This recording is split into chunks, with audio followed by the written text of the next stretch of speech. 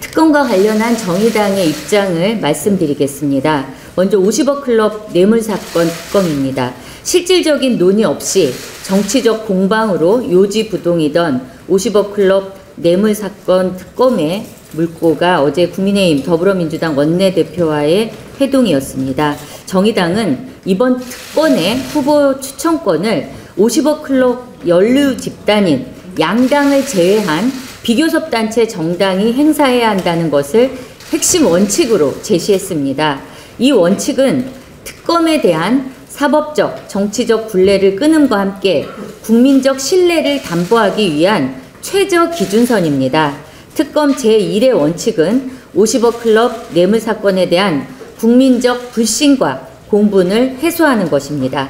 이제 중요한 것은 국회법에 따라 법사위 절차에 신속히 돌입하는 것입니다. 정의당은 법사위와 김도 위원장에게 요구합니다. 국회가 국민적 공분에 응답할 수 있도록 조속히 법사위를 열고 법안 심사 절차를 개시해 줄 것을 촉구합니다.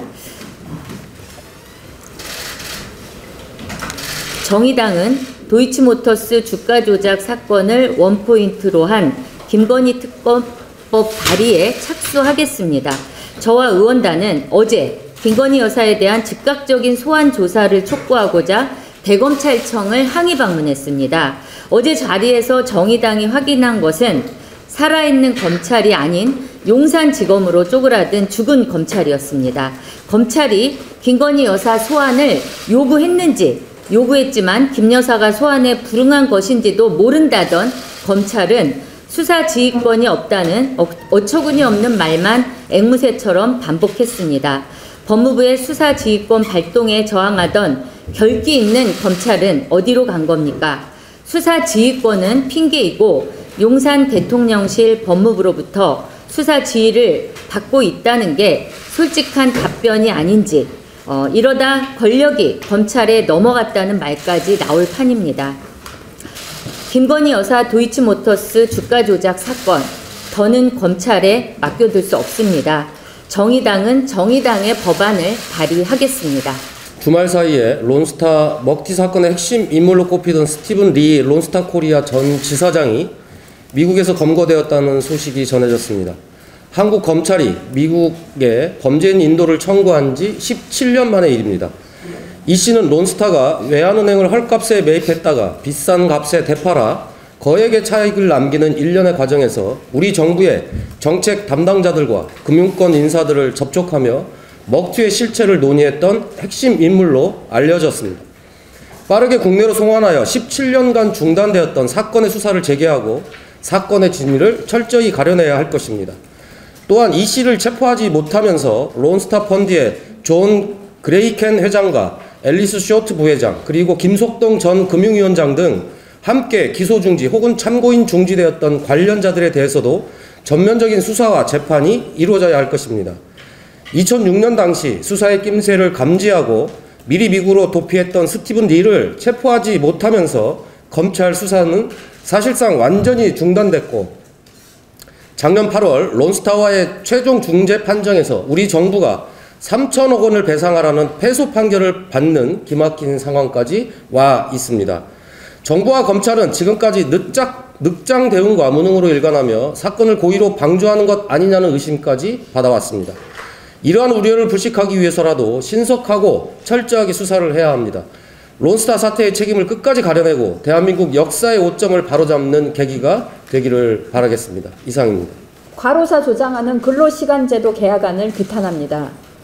정부가 일주당 연장근로 한도를 없애고 월단위, 연단위로 연장근로 한도를 정하는 방식으로 현행 주 52시간 상한제를 주 64시간제로 계약하는 근로시간제도 개편안을 발표했습니다. 개편안에 따르면 현재 일주 12시간 한도의 연장근로를 연단위로 활용하면 주 64시간 근무가 최장 4개월까지 연속으로 이어질 수 있습니다. 정부의 주장과는 다르게 개편안은 장시간 노동 방지는커녕 초장시간 노동 방치 제도입니다. 정부는 일을 마친 후 다음 날 일하기 전까지 11시간 연속 휴식을 보장하겠다고 했지만 이마저도 조건부입니다.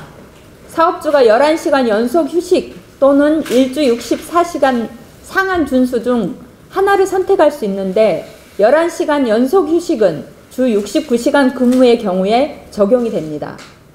고용노동부의 뇌심혈관 질환 과로사 인정 고시에 따르면 4주 연속 일주 평균 64시간 이상 또는 12주 연속 60시간 이상 일할 때 뇌심혈관 질환 발생 가능성이 높아집니다.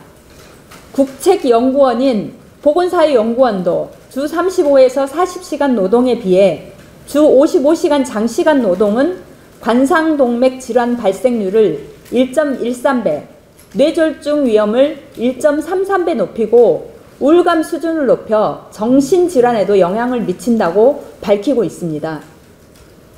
2018년부터 2022년까지 5년간 과로로 사망한 노동자만 2,418명입니다. 세계보건기구와 세계노동기구 공동연구에 따르면 우리나라는 장시간 노동에 의해 인구 10만 명당 195.2년의 건강수명 손실이 일어나고 있습니다. 이는 OECD 평균에 비해 36%나 높은 수치입니다. 이 정도면 정부 스스로 정한 과로사 기준조차 무력화하는 과로사 조장 대책입니다. 정부의 이번 근로시간제도 개편안은 현재도 시행되고 있는 탄력근로시간제도, 선택적 근로시간제도 등 유형근로시간제도를 상시적으로 시행하겠다는 발상입니다. 특별한 경우, 특별한 사업에 허용하는 유형근로제도를 아예 근로시간제도의 근간으로 삼겠다는 정부의 시대착오적인 발상에 분노합니다. 다시 과거의 주 68시간 제도로 퇴행하는 정부의 노동시간 제도 개혁안을 강력히 비탄합니다. 대한민국의 환경부가 환경보호부가 아니라 환경파괴부가 되고 있습니다. 얼마 전 환경부는 설악산 케이블카 설치를 허용한 데 이어서 제주 제2공항 전략 환경영향평가에 대해 결국 조건부 합의 의견을 내며 공항 건설을 승인했습니다. 국립생태원 등 전문 검토기관은 여전히 조류 충돌, 맹꽁이 보호, 숨골 보전의 문제를 지적했지만 환경부는 성산읍이 공항 입지로 타당하다고 결론을 낸 것입니다. 제주도민들은 제2공항에 대한 최종 결정은 제발 도민들이 하게 해달라고 절실하게 요청하고 있습니다. 어떤 결과가 나오든 도민이 결정해야만 지난 8년간 쌓여온 도민 간의 갈등과 상처를 치유할 수 있을 것입니다.